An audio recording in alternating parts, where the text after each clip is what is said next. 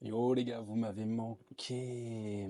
Je commence cette chaîne YouTube depuis peu et je suis très content parce que j'ai les premiers commentaires qui arrivent sur mes vidéos et c'est très cool. Et c'est très cool, je suis très content en fait de pouvoir y répondre. Je m'efforcerai au maximum de répondre à tous les commentaires et jusqu'au jour où j'aurai trop de commentaires et que je pourrai dire comme tous les autres YouTubeurs, merci pour vos commentaires, je suis désolé, je peux pas tout lire, je peux pas tout répondre, mais en tout cas voilà, je les lis tous, ça me fait grave plaisir. Hmm. On n'est pas encore là. Donc merci à tous de vous abonner au fur et à mesure.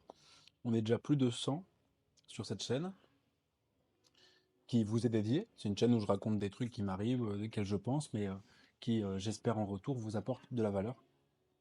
Du coup, on est déjà plus de 100 et je trouve ça génial puisque je pensais pas un jour avoir plus de 100 personnes qui m'écoutent parler de trucs qui m'arrivent. Donc je suis très content et très fier de ça et très fier de nous. Du coup.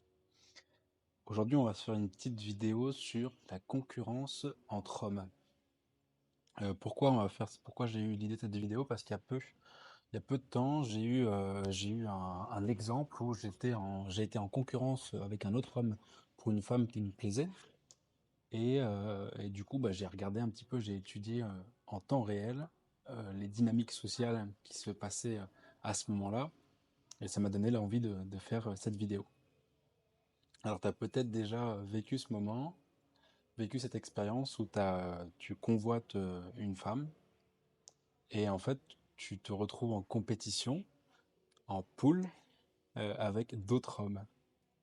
De toute façon, dans 100% des cas, aujourd'hui, tu seras en compétition avec d'autres hommes quand tu convoites une femme, d'autant plus si elle est jeune, féminine, belle et intelligente. Tu seras forcément en compétition avec d'autres hommes.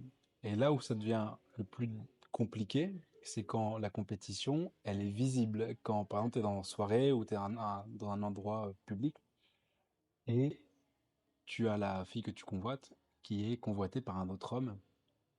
Et là, la compétition, elle est très rude. Elle est très rude parce qu'il n'y a pas de pitié et il n'y a pas de... La fraternité entre hommes, elle trouve très rapidement ses limites. Là où la fraternité entre femmes, c'est la sororité, elle est beaucoup plus tenace, beaucoup plus forte. Et les femmes vont beaucoup plus s'entraider entre elles, alors que les hommes auront tendance un petit peu moins à s'entraider. Cette compétition, moi je me rappelle l'avoir vécue une fois, la première fois on va dire où je l'ai vraiment vécue et ou que ça m'a marqué, c'est que je faisais à l'époque les vendanges en France. Je faisais les vendanges en France et donc les vendanges, si tu les as jamais faites, tu récoltes le raisin. C'est un boulot qui est très dur parce que tu es penché toute la journée. C'est un boulot qui est débilitant parce que tu fais toujours la même chose toute la journée, physiquement qui est très dur également. Et donc, du coup, il y a plusieurs personnes qui vont travailler ensemble sur une parcelle de vigne.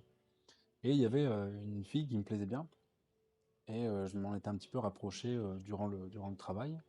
Et en fait, il y a eu un autre gars de l'équipe à qui la fille plaisait également, qui ouvertement, de manière intentionnelle et devant la femme, me rabaissait continuellement. Et en fait, c'est là où je me suis rendu compte qu'effectivement la compétition, elle était très rude et qu'elle était sans pitié. Alors, comment on fait, du coup, quand tu es en compétition avec un autre homme? Le travail, il se fait en amont, beaucoup en amont, et pas tant que ça lors de la confrontation. De toute façon, il faut bien que tu te dises que tu n'as pas le choix et que c'est pas toi qui va décider à la fin. C'est la fille qui va décider si elle va préférer le choix numéro un ou le choix numéro 2. Tout ce que tu vas pouvoir faire toi, c'est apporter de la valeur pour mettre du poids dans ta balance et que ta balance, elle parte de ton côté. Donc le travail il se fait en amont, c'est quelle est la valeur que tu vas apporter, quel fantasme tu vas pouvoir apporter, je parle pas forcément de fantasme d'un point de vue sexuel, mais quelle vie fantasmée tu vas pouvoir apporter, quelle valeur tu vas pouvoir apporter pour faire peser la balance de ton côté. Et sachant que si tu es en compétition et que la personne, par exemple, elle te dénigre, elle te rabaisse, elle cherche à t'humilier devant la fille, la pire réaction possible, ça serait de s'énerver, de montrer que du coup tu es émotionnel, que tu as été impacté par ça, et du coup tu montres un côté où tu es énervé, et en plus ça, t'es pas maître de toi. Et que si la personne, elle t'a énervé, c'est qu'elle a touché à un moment donné quelque chose qui t'a bousculé. Donc la pire réaction, ça serait de s'énerver. Et une des réactions possibles, ça serait de, de renvoyer la balle avec humour, de renvoyer la balle avec humour. Un exemple, ça pourrait être la personne, elle t'attaque sur tes vêtements en disant bah t'es mal fringué ou un truc comme ça. Et tu dis bah moi j'ai pas besoin de bien me fringuer comme toi pour être confiant par exemple. Tu vois, un petit truc. Et tout, sur ton humour, tu ris, tu souris et tout. Et ça montre que bah t'es confiant, du coup, tu montres que t'as confiance en toi et tu renvoies la balle à la personne, quoi.